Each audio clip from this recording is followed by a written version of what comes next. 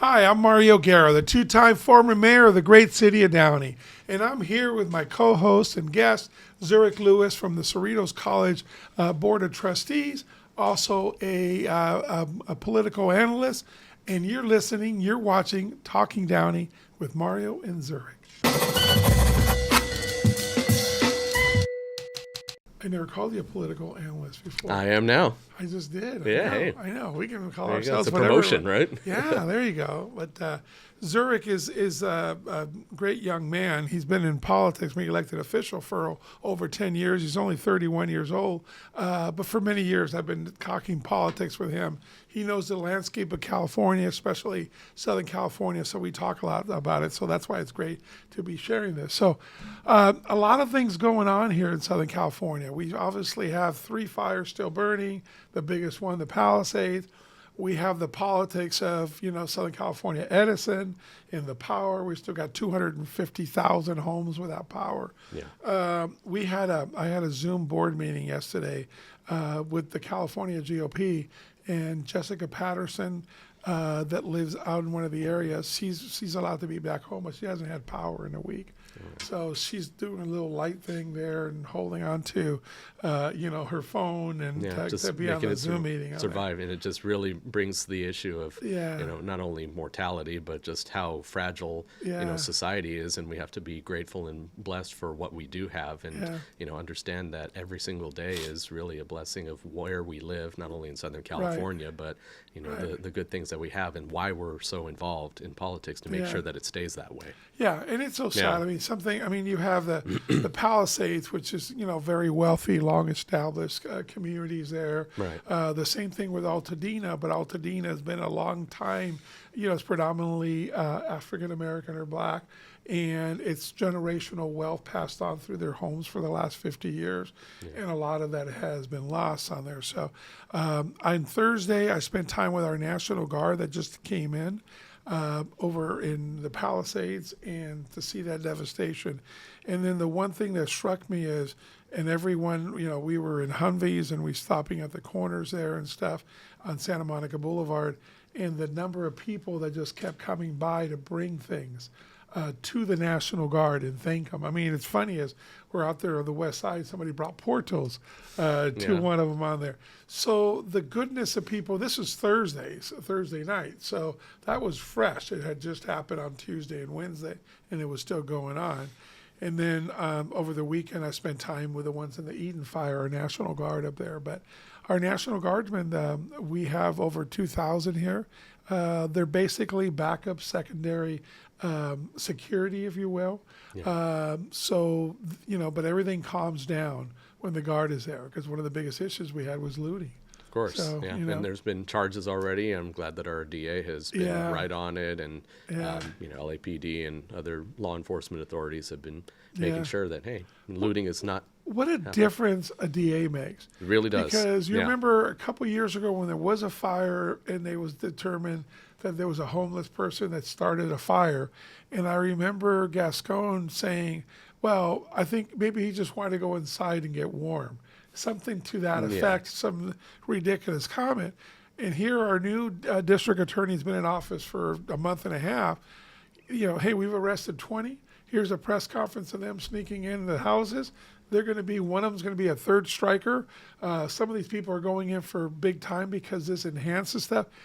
And I'm watching the press conference like, wow, okay, this is real. Such an incredible shift from the experiment, to put it lightly, that some LA voters went with. But you know what, though? It just sends that message to the bad guy. We were in a home, we were in a street, and that we were protecting, and a homeowner came out.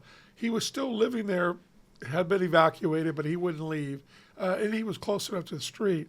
He says he was so mad he hired his own security company. They were there standing next to 4 guys that looked pretty mean, standing next to our National Guard, and they were very relieved when our National Guard got there.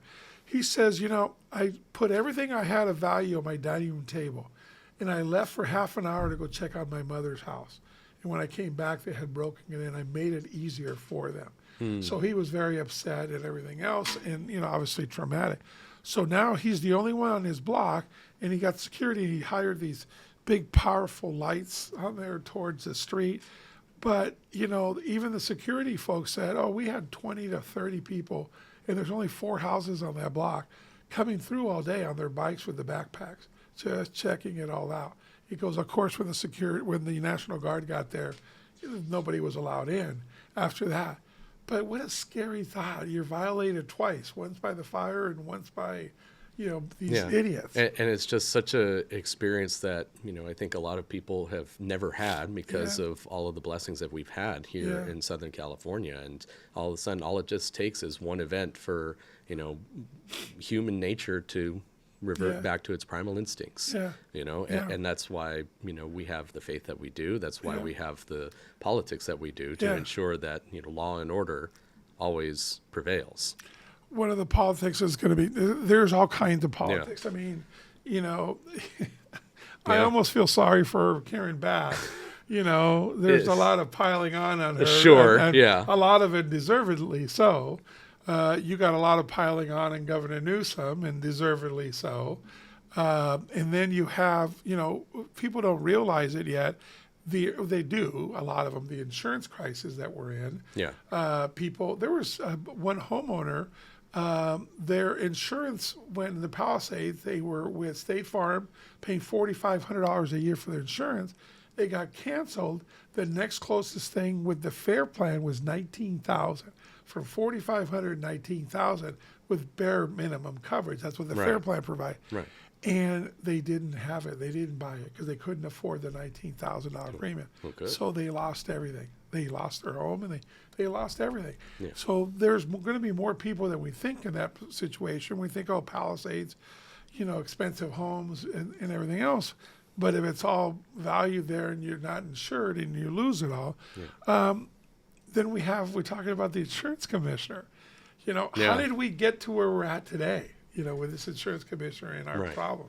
Yeah, and that's just, going back to the FAIR plan, I mean, we have, there's only so much funding in that plan, and part of the law requires that the insurance companies will be covering for them and essentially bailing them out. Right. So it's all the people that are in the low risk areas in our area. So you're right, when the insurance companies bail them out, and they're going to pass it on to you and me, or to everybody else, even people in the non-fire. So just because the policies may have ended up burning down the houses of people in Altadena and Palisades and everywhere else, it's those of us in Downey, La Mirada, Norwalk, everywhere else that don't have quote unquote high fire risk that are going to end up paying for it because of the insurance companies passing it on. So there's a lot of second order consequences that many of our politicians that have been in office do not think through because it's very reactionary. It's always been very much like, what can we do to get elected? And, and that's kind of how democracy works, more or less, especially with, as many people as we do have and,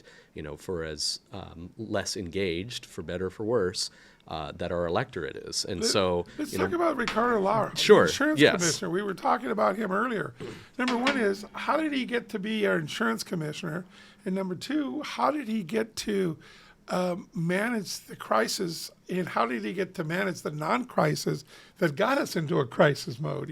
Right. What the heck? Who is this guy? Yeah. So I mean, California is fairly unique in that we have a post called insurance commissioner in the first place. Can't think of any other state that has a post specifically called insurance commissioner.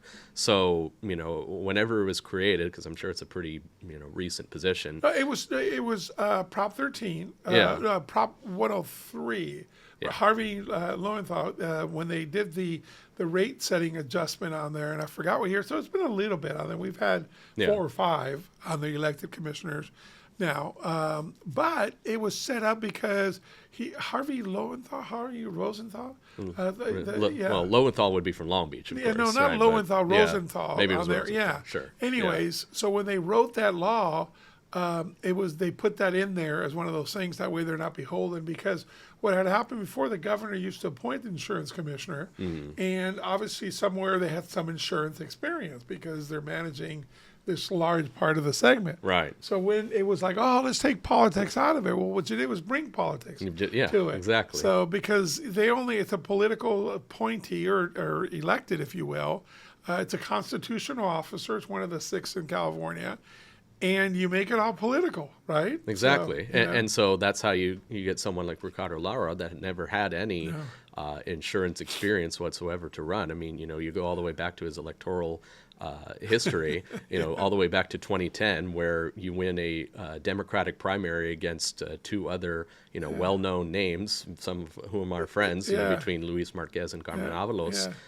Luis Marquez is not my friend. Well, maybe by the not. way. Yeah, well, Just to those let of you us know, that we know, anyhow. He was on the Okay. council with me at the same time. And Fair he enough. basically abandoned his seat on the Downey City Council. Yes. So when he walked away. We can take a broad definition of friend. How about that? Illegitimately family things that happened there. In front of the Anyhow, council. yes. So he was a well-known name, at least a established figure in elected office. So Ricardo Lara won that Democratic primary because that was the last election that it was solely a closed primary basis before we moved to the top two. Right. So Ricardo Lara ends up winning with 6,500 votes. Yeah. Carmen gets 4, and Luis Marquez gets 3,500. So you have a very split and less than a majority. Right. And of course, because it was a safe Democratic seat and still is, it's basically a coronation at the time. Right. So you get an assembly seat, and then you have the power of incumbency, and then you rise to California State Senate, which he did, and then from the California State also Senate. the same thing. The seats just kept opening up above him. Right. And once you're in elected office, on there you got the machine going down there. So he ran uncontested for the Senate seat both times. And then what happened? Oh, what's the next step up? Let's go to insurance commissioner because that pays run better. for the higher office the higher office. for the next step because I believe he was termed out. And the scandal hit right away, though. Right away, the report, he wouldn't give out his schedule, and it turns out he was meeting with people that had business before the Department of Insurance, and he was taking big money. He was meeting at their homes. He flew to Texas or whatever. So the scandals hit right away, where for his reelection, even the LA Times wouldn't endorse him. So that says a lot. But the problem is there was nobody qualified or anybody else running that down there, and it's a name recognition. I heard he's going to run for LA Board of Supervisors. I would not doubt it. I would not doubt it. But I'll tell you, hopefully by us talking about people like him politically on there, he's just not qualified. And look what he's done in the last couple of weeks. Yeah, the supervisors race, which will come in 4 years, is going to be very, very heavily contested for this new seat, especially since we're going to be moving over to 9. But there will be a number of qualified people that will run for that. But so we hope that the voters will see that vote for someone. We may not agree with them on everything, just like we don't agree with Janice Hahn on everything. Yeah. But they're qualified enough to do the job in a relatively good manner. So that's why we have the issues that we have here is because the insurance commissioner has failed to put the actual policies that will help the Californians in there, but it's more about what is the next step. And that's how this whole gambit has failed because, an insurance commissioner has actually become more beholden to politics than because anything he else. didn't, insurance companies, he wouldn't talk to, there's supposed to be the mechanism in the law is that you have to approve or disapprove rates in 60 days. So it'd be 6 months and he's still talking about it. And with the insurance companies, and they're frustrated because they couldn't, and I'm not sticking up for the insurance companies, but they couldn't analyze risk.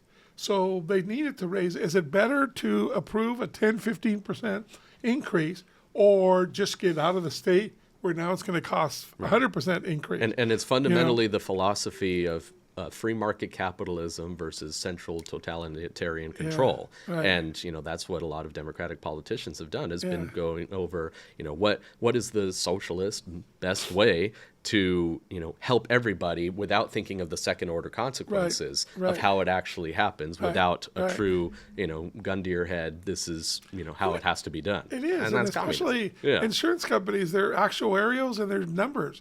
And I remember a thing from years ago, large homogeneous exposures make up an insurable risk. Boy, I remember that phrase. Large homogeneous exposures make up insurable risk. So basically, if you have 100 houses, historically that 2 of them are going to burn out, okay, depending on the area, 1 or 2, actuarially, right? Right. So you have to price the other 99 or 98 houses to pay for all 100 for those two fires and have 10 cents left on the dollar after to make a profit. So that's it. It's just a bunch of numbers. Right. So insurance companies, when the insurance commissioner wouldn't even discuss things and just pushed it all away, they're like, okay, we're out of California. I mean, can you imagine the largest writer of homeowners, State Farms? I'm like, okay, we don't need this market, the largest in the country, because if we're just going to be forced to lose money, we're out. I mean, all states, they're all doing that on there. I had State Farm on my place that I had, and now that I moved to a different place, I wanted to continue with State Farm, and they're like, nope. My agent told me, no, we're just not writing any new policies. And so now I have to go, hunting down, and it became a whole disaster. But on there, I have some apartments that I own that I've had insured with State Farm for 30 some odd years. And they non-renewed me. Never had a claim on there. Non-renewed me, and now I'm paying 3 times the amount. Yeah. 3 times the amount and less coverage. I don't have the earthquake coverage that I used to have with State Farm, and it was just prohibitive. So I'm one of those people going back. Anyway, we're getting off track on here. Yes, so. As an insurance agent. So yeah. But Ricardo Lara on there has had his own politics. The other day, and here's the part that gets me is because he makes this announcement like, okay, coming to the rescue. So I think it was late last week. I have placed a moratorium on policies being canceled or non-renewed on those impacted in this area. Yes. Okay, and then when you read it, impacted in this area, that means, period, right now, if your house burned down, they can't cancel your insurance. If your house is partially burned down, they can't cancel this insurance. Yes. It's like, come on, it didn't mean anything. It just had no real meaning on what this It just meant. makes a good headline. It makes a great headline. It makes a great headline. I'm here for the defender. It doesn't have anything to do with anybody else being canceled or anybody else close to that. The lending right now, the FHA is putting out moratoriums on lending for houses that were supposed to close in the last week. Yeah. I know a lot of people. I know some personal people that are doing that on there. Anyway, so this is impacting us all. But okay, let's go with Karen Bass. Let's talk about the politics of the mayor. What are your thoughts on that? Yeah. So I think that this is something that I didn't get to vote for her for mayor, obviously, and I would not have voted for her for mayor. I don't believe that there's any kind of nefarious scheming that may have come, that some may have alleged. It's just someone who, in her own words, stated that, she would really have wanted to stay in Congress working on African relations and taking trips and so on, and even said that she would not do those trips. And yet, when you had the warning signs of one of the biggest fires that could have ever happened, she remained in Ghana and waited until there was actually an emergency. And sure, she may have done the right thing, quote unquote, at that time, now that too much time had passed, to say, okay, I'm going to cancel the rest of my trip. I'm going to go back to LA and, do what I need to do. But, there hasn't been the leadership that was needed to actually prepare for all of these circumstances. And, people are not blaming this on climate change. There's absolutely no issue of climate change, because this is not unprecedented. It is big and it doesn't happen often, but it's not unprecedented of 100-mile-an-hour Santa Ana winds and fires that come about because of those things, especially when you have many unhoused people that have warming fires out in places. There's a lot of things that led up to it. There was enough warning. There was enough warning. There was a lack of preparation and a lack of vision and lack of focus on the basics. Right? The basics of keeping places safe, but the lack of prescriptive burns of, some of these areas that have, an incredible amount of brush.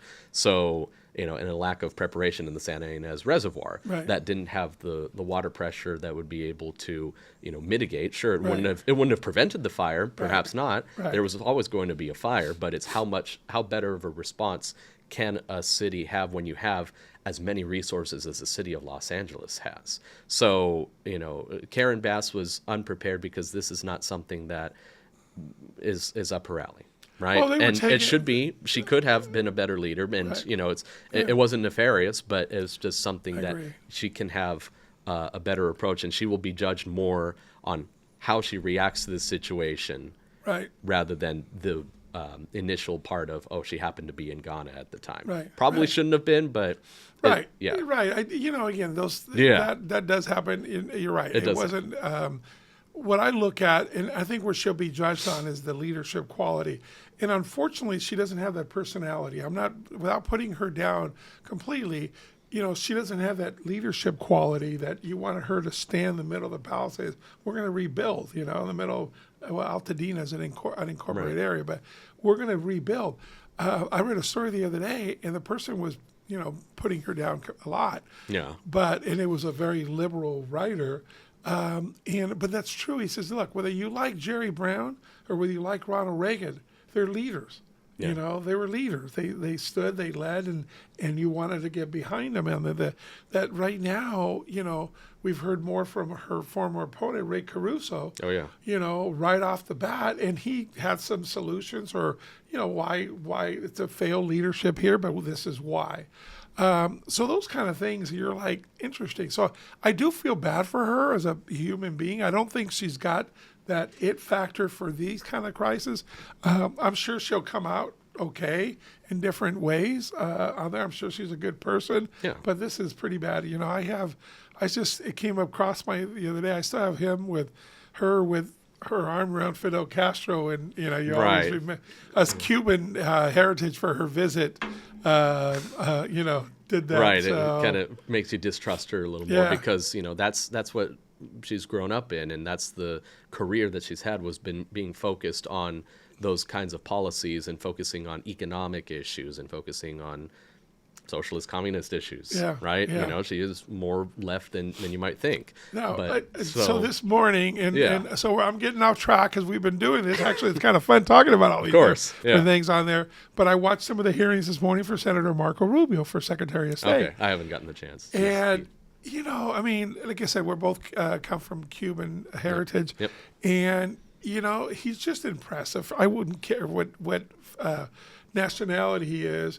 You're waiting to see how he's going to answer this tough question about worldviews, about this particular country and that other. And then you're amazed at the answers. Like, okay, he's got a good grasp. This is not without notes. This is without notes. Yeah. He's got a good grasp on the world, and he's so articulate and articulates his message in the message of the country on there. I'm excited. I'm very excited. I was one of the first supporters of Marco Rubio back Yeah. when he ran for president. Me too. In 2016, Yeah. and I wish that he would have stayed in through California, but the cards weren't in it. But we have Donald Trump, Yeah. which is fine. And I'm sure he'll run for president somewhere And I'm sure down he'll the run road. for president. It'll be very contested in 2028. Right, JD right. won't have a full Right. stretch, but some of these confirmation hearings, I think even just looking at how the election of Donald Trump has affected California policies, right? Yeah.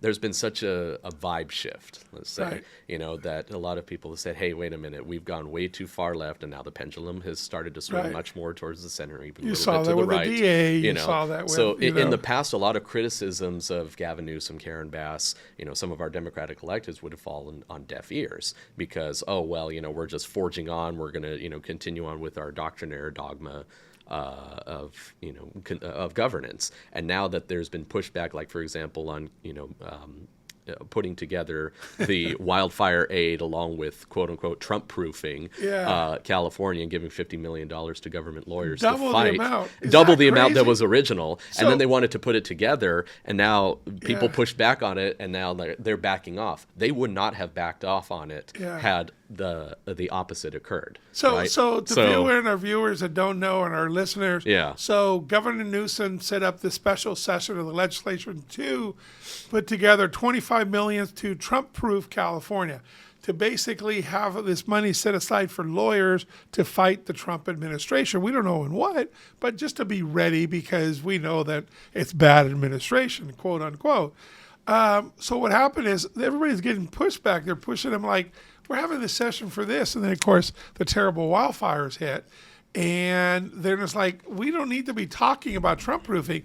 Why don't we do things to help mitigate fires in the future? Because, by the way, some of his budgets had cut out things. That's one of the things Mayor Karen Bass had issues with when her fire chief says, we haven't been given the tools, $16 million cut. My fire department is not ready for this. Anyway, so a different story, politics, but yet real for what we're paying our taxes for. Number one thing we want out of government is public safety.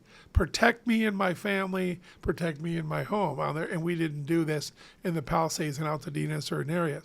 So they called a special session.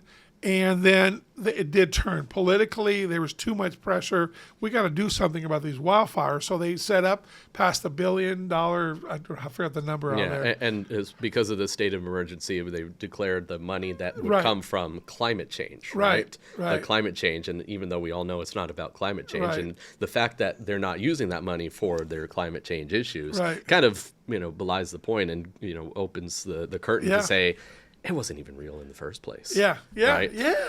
So and the $25 million that they asked for, Senator Scott Wiener out of San Francisco, of course, real conservative stronghold. I'm being facetious. So he goes, hey, $25 million against that's not enough. Why don't we double it to $50 million, and let's put it all in one bill? And that's where we're at today. That hasn't passed yet. It hasn't happened. Yeah, but there have been a lot of delays in leadership because they kind of recognize, hey, wait a minute, we might be pushing it a little too far. And even the Assembly Speaker Rivas, when he was asked about the $25 million to start with at his presser there, he's like, "Well, you got to talk to the governor on that. I'm focused on wildfires. So they're staying on message because the place is burning down, and you're worried about the Trump administration. Fix what we have. Let's protect our communities. So. Absolutely. Anyways, lastly, the budget. And I've made 4 notes of things that the governor on the budget. Yeah. So you can't make this stuff up. And we're Wednesday, so this came out on Monday. His new revised budget that he's got for the state. So we have a surplus on a $333 billion budget. We have a surplus of $300,000, right, in the rainy day funds. But we really don't, okay? No. He took $7.1 billion with a B, $7.1 billion that we have in rainy day funds, and he put it into revenue so he could say, calling it revenue, okay? So now he could say we have a balanced budget. It's like it's not revenue. You've already had the money there, so you're really $7.1 billion and minus a little bit short. Okay? Right. So anyway. He also eliminated, in the original budget, 10,000 state jobs that were vacant. So he went down to only 6,500, okay? So this is how you make budget numbers work. You eliminate jobs that they're not filled yet. So you eliminate it, so it makes it better. But by the way, the jobs that originally that he put back in were firefighting jobs, okay? Right. It was for emergency and firefighting and so forth. So he eliminated less jobs, and that makes the numbers look good. He did start a new agency, and I had to write this down because I couldn't believe this. New agency for homeless, housing and homeless agency. It's a year after he started a housing accountability unit at the California Department of Housing. That never actually had accountability in the first place. No, so we don't know where the money goes because clearly the issue is still here. And that's where everybody's saying we've put billions of dollars into the homelessness. Where is it happening? Where is it being accounted for? And even the legislators don't know. And the governor said, I don't even know where it's gone. So anyway. Yeah, it's gone to nonprofits to line the pockets. The last one is he wants to put this before the voters, but even he says it's a slim chance of passing. There's a thing called the GAN Initiative in the state of California, GANN. And the GAN Initiative basically says when you have leftover money, a certain amount, you got to give so much to the schools, okay, and then the rest to the taxpayers. Okay, fair enough, right? Well, that doesn't happen. You know that. They figure out a ways to spend it or put it on 10,000, 6,000 jobs that don't exist. So it makes it look we don't have the money to give back. So he wants to give more to the schools and less to the taxpayers. And but it takes a constitutional amendment to do that. And he basically said, hey, I understand it's going to be tough to ask people to trust us with their money more. Well, no duh. Yeah, No nobody duh. doesn't already. Yeah. So Yeah, the GAN limit is Yeah. something that we need to continue in place, and that's what a lot of the foresight of some of those previous legislators, especially Yeah. even Prop 13 and others, that have said, hey, this is what we need to do to keep government in check. There's always got to be so many checks to government before they can continue to spend, and we've already blown through so much that we end up with so much in the deficit, and then all of a sudden here let's take from our coffers, and how long can you keep doing that? Yeah. You can't. Okay, so let's talk politics on there. And it's tough. What have we been talking about? I'm just I kidding. know. It's Yeah. it's tough to talk politics when we do. We have these crises still going on. So with all due respect to all the folks, that have lost their homes, Of course, and all those people misplaced, and the jobs that have been lost. Yeah. You think about it, and this sounds terrible, but there's a lot of jobs within the Pacific Palisades or Altadena neighborhood. You have gardeners, you have housekeepers, you have electricians that take care of those properties. You have all these people that have now lost over 10,000 structures. So it's a terrible thing to, then you're one ring removed from that. So our apologies for that. But Governor Newsom has called out President Trump to come out here and visit. What are your thoughts politically on Governor Newsom? How is he setting himself up to run for president in a couple of years? Yeah, well, that's a very loaded question.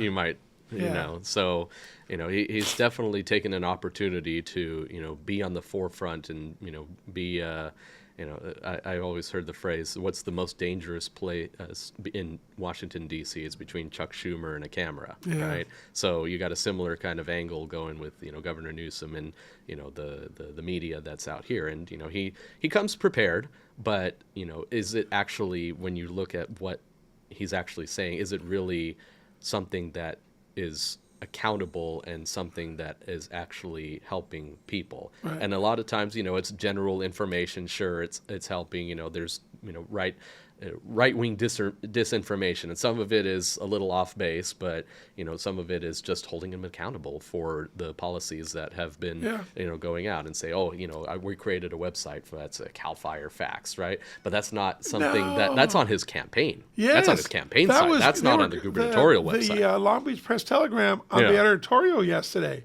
said that if you go on that, if you want to help the Cal Fires, California Foundation, you go on that, and it's him smiling, and it goes to his political thing, and then even allows you to donate to him instead of donating directly. The Long Beach Press Telegram had an editorial how he's using that on there. It is certainly creating a basis for that, but it remains to be seen how exactly it's being addressed. And there's a lot of people who have been, it's an online term, but it's called red pilling, right? Where you've just had a dose of reality and say, hey, wait a minute, this wonderful utopia that we thought we lived in, all it took was just one thing to go awry, and now you see, wait a minute, there's looters that are coming out here, there's fires that should never have happened, there's politicians who are taking advantage of the situation to only help advance their own careers. It's like, wait a minute, maybe I should reconsider who I've been supporting. I think so too. I mean, you see that, and you see all the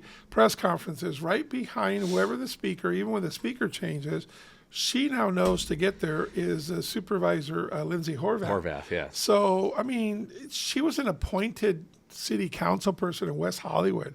I was with her. She joined the board of Contract Cities when I was the Government Affairs Chair Committee on there. And then she did finally run. But then, you're a county supervisor, and she's not the she smartest. She won very narrowly against Hertzberg. Hertzberg, he would have been a great leader. He's one of those leaders. But she's there, and she's doing the social media thing. That's how she got elected. But man, I'm telling you, is she the first one there? How does she get right behind the speaker, plants herself down at every single one? Yeah. And she's not the head person on those. Anyway, my frustration on there. I'm just hoping people pay attention, look to see who their leaders are in your area, and make sure that we do hold them Yeah, accountable. and remember her record too. Prior to being a supervisor, was Yeah. very draconian on COVID and asking officers to arrest people who were not wearing masks. Yes, in yes. West Hollywood. So Yes, you know and that's and they even cut back on sheriffs in West Hollywood. right. On there, they non-renewed the sheriff's contract and had less sheriffs because we don't want more law enforcement. Okay, well, Defund the police. Yeah, That's you're exactly, an idiot. There You're you an go. idiot, but Yeah. there you stand now, and we're supposed to follow you. But all right, listen, we've had some fun. We'll continue with this. I hope we didn't offend anybody, but if we did, we meant it with honest hearts on there. Stay aware of your elected officials. Keep praying for those that are impacted. Our next show, I'll show you the goodness and the kindness of the human spirit and some of the things that I've seen in the last week since that time. So anything else you would like to add before we conclude this? No, we just must pray for all the victims, and we must pray for our continued involvement and everyone's involvement with what we do, because politics is not something that you can just compartmentalize. It's something that you have to be involved, otherwise it will be involved in you. It impacts our lives every single day. Thank you. Amen. So thank you for listening. Thank you for watching to Talking California on there with Mario in Zurich.